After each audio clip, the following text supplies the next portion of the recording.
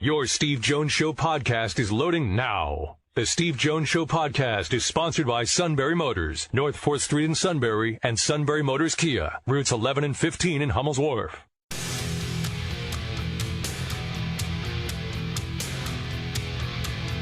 This is the Steve Jones Show on News Radio 1070 WKOK.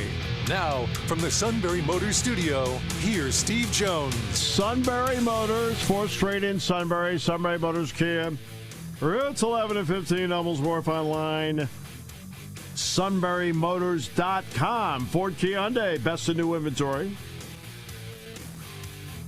Great pre-owned inventory with the Sunbury Motors guarantee. Terrific service department that backs it up every step of the way. Routine, difficult, and they're always looking for new technicians. Sunbury Motors, 4th Street in Sunbury. Sunbury Motors Kia, routes 11 and 15, Hummel's Wharf online, sunburymotors.com. It is always a pleasure to talk baseball any time of the year with Scott Lauber, including right now. Hello, sir. Hey, Steve. How are you? Doing really well. I hope the winter has treated you well. It has. The Phillies went a period of about 65 days between major league moves, so that's a nice little vacation for me. Yeah, it is. So it's been good. Is. Yeah, it's been really good. So the Hall of Fame vote came up, and in fact, Utley and Rollins, neither one is even sniffing getting there. But it's also, for Utley, is a long road. I mean, he's just on for the first time. What did you think of the vote totals you saw from them? So it was sort of an as expected. If I was surprised by anything, it was two things. It was, number one, that Utley wound up with such a big difference between the public ballot number and what his ultimate number was. So for people who don't know, we cast these votes typically in December. They're due by December 31st. The announcement comes roughly a month later. So, and we receive the ballots right around Thanksgiving. So from Thanksgiving through the middle of January, there's a guy out in the Bay Area who does a terrific ballot tracker. Yes. His name is Ryan Thibodeau on Twitter or X, and he does a terrific job of kind of gathering and chronicling all the ballots that are made public. Not everybody makes their ballot public, but I would say 55-60% of the voters do. And so Ryan does a pretty good job of collecting them, tabulating them. And so going into the ballot, the election announcement, you kind of know where people stand among the public ballots that were revealed. And I think he got close to 60% of the ballots made public this year. And Chase Utley going into Election Day was just a shade under 40%, 39, 38, somewhere in that range. Right. Now, what we found over the years is that typically the percentages do go down from the public reveal to the ultimate announcement. But Chase Utley came in at 28%. So there was, he did notably worse among the voters who didn't make their ballots public. I can't tell you why that is. I don't know what the demographic of those voters is, if there's any common denominator. But it was a bigger drop than I think we typically see from a lot of candidates. So I thought he was going to do better than he did, ultimately, based on what we were seeing from the tracker. But as you noted, it was year one for him, and we've seen plenty of candidates who, Scott Rollins, for instance, don't do as well as Chase Utley did in the first year and end up getting in. Right. The second thing that I was a little bit surprised about, but based on the tracker I kind of expected, was that Jimmy Rollins did not receive a great boost with Chase Utley being on the ballot. I kind of wondered whether voters who were not voting for Jimmy Rollins but were going to vote for Chase Utley would come around on Rollins once they considered both of them, and that didn't happen quite as much. Jimmy finished at 14-point-something%, which was just a hair above last year, which was just a hair above the year before. So he's seeing year-over-year gains, but they're pretty modest gains, pretty minor gains, and in year four, he's got a long way to go. He's going to have to make a jump at some point if he wants to put himself into position to ultimately make it. You can vote for 10, Scott. How many did you vote for? 7. 7. So I voted for the 3 Hall of Famers who did get in: Adrian Beltre, Todd Helton, and Joe Mauer. I voted for Billy Wagner. I voted for Chase Utley. I voted for Gary Sheffield, and I voted for Carlos Beltran. All those make sense to me. Hey, Sheffield, to me, is one that's... I realize that the Cream incident with Barry Bonds, but that was his worst year. Yeah. To me, a gauge as a fan, and this is a feel thing. It's not a next gen stats thing. And he's on deck, and I'm saying that, man, they can't face that guy. Yeah. To me, that was Gary Sheffield. He was like, if you're sitting as a fan, they can't face that guy. Yep. I agree. And from talking to people in the game over the years, you heard a lot of, we can't let that guy beat us. Don't want to face that guy with men on base. When he comes up to the plate, you don't look away, right? That's not when you go get your popcorn. Yeah. He was must-see television, must-see watch. You talk to pitchers who faced him. He had that bat waggle, right? And it was one of the more ominous, intimidating things anyone who stood on a mound ever saw was Gary Sheffield come up there and waggle that bat. You knew he was going to hit the ball hard. He finished his career with 300 more walks than strikeouts, which tells me that he was a hitter more than just a slugger. And I watched his entire career, covered a large majority of his career. Never covered him, but on a daily basis. But I have spoken to him about other players. I remember talking to him years ago for a story about David Ortiz, and found him to be insightful and have a lot to say about hitting. So he's been a yes for me for a while, and unfortunately, this was his 10th and final year. He topped out at about 63%.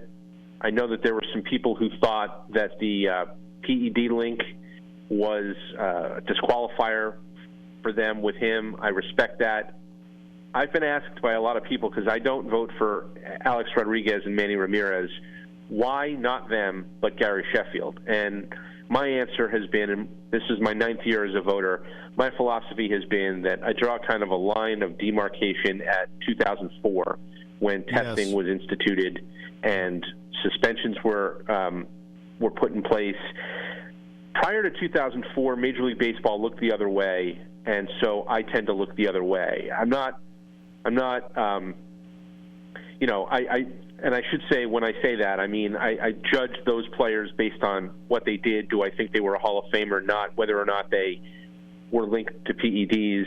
There was no testing, and as I said, if MLB was going to look the other way, I'll look the other way. After 2004, when MLB said, look, no more. We're testing. If you fail a test, you get suspended.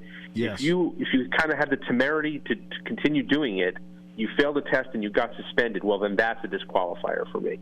So that's why yes to Sheffield and David Ortiz and those people over the years, and no to A-Rod and Manny. Right, and that I admire that standard. Who was 8th for you, where you fought it a little bit and just finally at the end said, no, leave it at 7? Yeah, it's a good question. So there were 3 or 4 who I kind of left the ballot on my desk for a few weeks, and was sort of like, do I check their name before I put it in the envelope and send it back? And for me, those were Jimmy Rollins, who I've kind of grappled with for the last few years, Andy Pettit, Andrew Jones, who I've also come close on the last few years. Those were really I think the 3 that I kind of deliberated on the most. And in Rollins' case, I can't get there just yet. The number I keep bumping on is he was, I look at lots of numbers, traditional numbers, new numbers. I covered Jimmy through his peak as well, every day from 06 to 09, and I know him fairly well, and I think Jimmy was a great player. For me, he's, the OPS plus being 5% lower than league average over the balance of his career as one thing I have trouble with. I have trouble with the fact that, if you asked me what was Jimmy Rollins' best season, of course it was 2007, his MVP year. If you asked me what his second best season was, I struggle with that because I find that the MVP year was kind of the outlier. The rest of his career was outstanding, but 2007 took him to a different level for that year. He was the MVP, team to beat, all of that stuff. Performance, impact was all Hall of Fame worthy. And if he'd had another few years that were as top of the peak as 07, he's in for me. For me, the rest of his career was really, really good, excellent, but kind of, there was that one. 07 to me is more of the outlier year. So whereas Chase Utley had a peak that was higher, it was shorter. It was 05 to 10 or 11. It was shorter than a lot of people want in their Hall of Famers, but for me, he was the best second baseman in the league for a period of time of 5 or 6 years. I couldn't say that about Jimmy at his position for 5 or 6 years. So I bumped on him there. Andy Pettitte, somebody brought up to me that CC Sabathia, who comes on the ballot next year, has numbers that are very, very similar to Andy Pettitte. So why is it that most people think Sabathia is a no-doubt Hall of Famer and Pettitte has had some trouble getting traction? So I took a longer look at him. I do believe we are going to have to reevaluate how we look at pitchers in this era.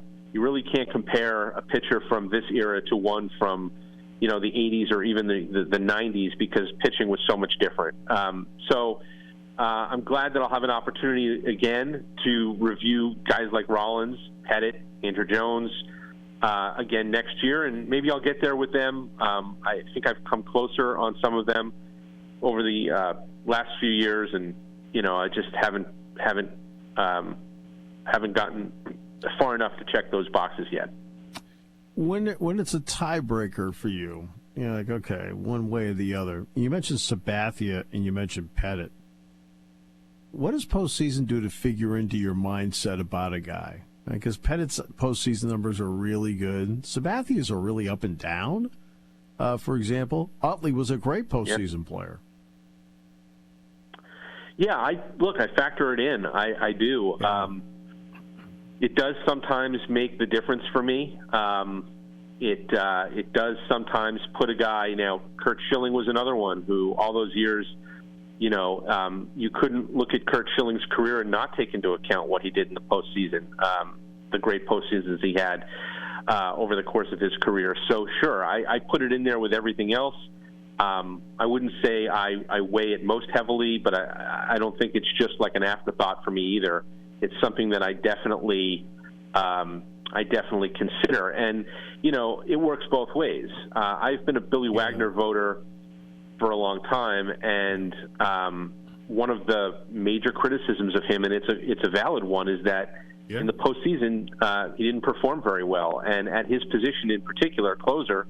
What more important thing is there than postseason dominance and slamming the door to win your team a title? That never happened for him.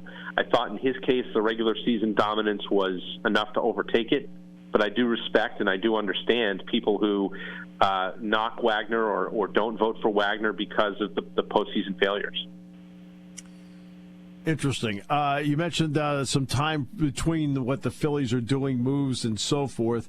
One of the ones was the one that Bryce Harper's agent put out about a contract extension. I thought he had a contract extension. It was 13 years. What did you think when you saw that negotiating ploy? It's an interesting one.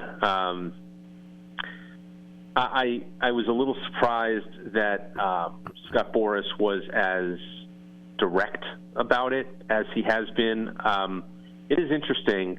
You go back about a year or so ago, and Bryce Harper came to spring training. He had he was coming off the elbow surgery, and he made a comment on the day that he arrived that I think most people sort of missed or kind of glossed over, where he talked about wanting to play into his 40s. Now, he's signed to this 13-year contract, which runs through his age 38 season. Yes. So I kind of filed it away and, okay, well, he wants to play into his 40s, which means this is not going to be his last contract.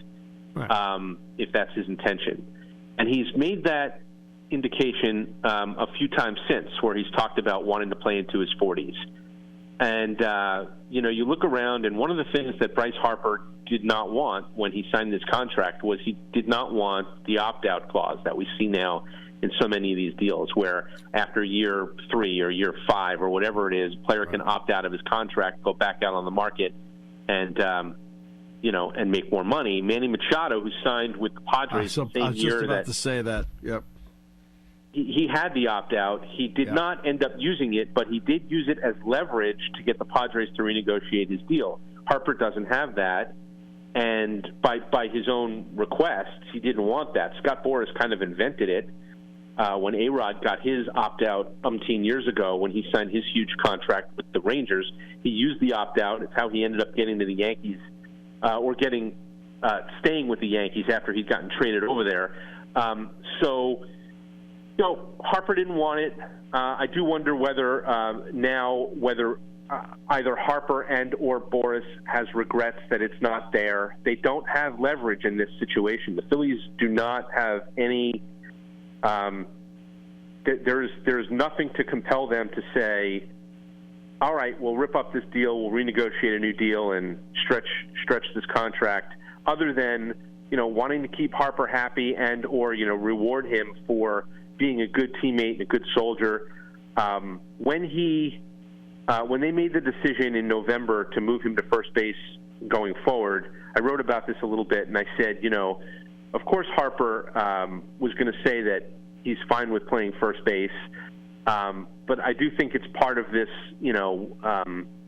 this thing in his mind where, I've been a good teammate, I've been a good soldier, I've helped you recruit all these players, I've moved to first base, I want to play into my 40s, I don't want to play anywhere else. Do me a solid the way I've done you a solid. Ultimately, I think they probably will work something out. I don't know that it's going to happen anytime soon, where they can extend his contract to get him to an age where he wants to retire and retire as a Philly. But it is interesting to try to use this strategy now when, like I said, he has no leverage for getting the Phillies to renegotiate. Yeah, I was bringing up the Machado thing because, that is the ultimate right there. He didn't use it. But you're right. I mean, what? But he threatened it. Yep. Yeah. But what leverage does he have along the way? And to a fan base, I mean, I think it's great he wants to stay. But if you're a fan base, you're saying, well, wait, they're already paying him in the 20s until, how much more time he's got in this thing. I mean, I just think it's a bad PR move as well. Yeah, I kind of thought that Harper would let it play out another few years, take another few kicks at the can at winning the World Series. You certainly have a lot more goodwill, I guess you could say, stored up when you've been to the World Series multiple times. Maybe you've won one, you've been through a parade, and then you decide to say, hey, look, I'll tell you what, I know I'm only halfway through my contract, but it only goes through my age 38 season. I want to play till I'm 40. I love it here. I don't want to play for anybody else. Can we work something out so that, maybe it gets me to 40, 41 and keeps me a Philly forever? And, at that point, the shine of a championship, the organization says, absolutely, we'll do that for you. I kind of thought Harper would let that play out another few years. And it's funny, when Boras said that in answer to a question about Harper at the winter meetings, I followed up with Boras and I said, this was just year 5. Is this something that needs to happen now or needs to get done now? Why is this coming up now? And Boras said, well, when Bryce Harper comes to you and tells you this is what I want, he usually, is fairly. It means it's on his mind. It's something he's thinking about, and he'd like to address it. And he came to me and said, what can we do? So. It's clearly something that's been on his mind. I'm just surprised it's bubbling up now as opposed to, after another couple of years. It's great that it's the middle of January. We can talk baseball. Scott, thanks so much. I really appreciate the time. As always, my friend, thank you. You bet, Steve. Anytime. Scott Lauber, Philadelphia Inquirer. He really does great work. Really does.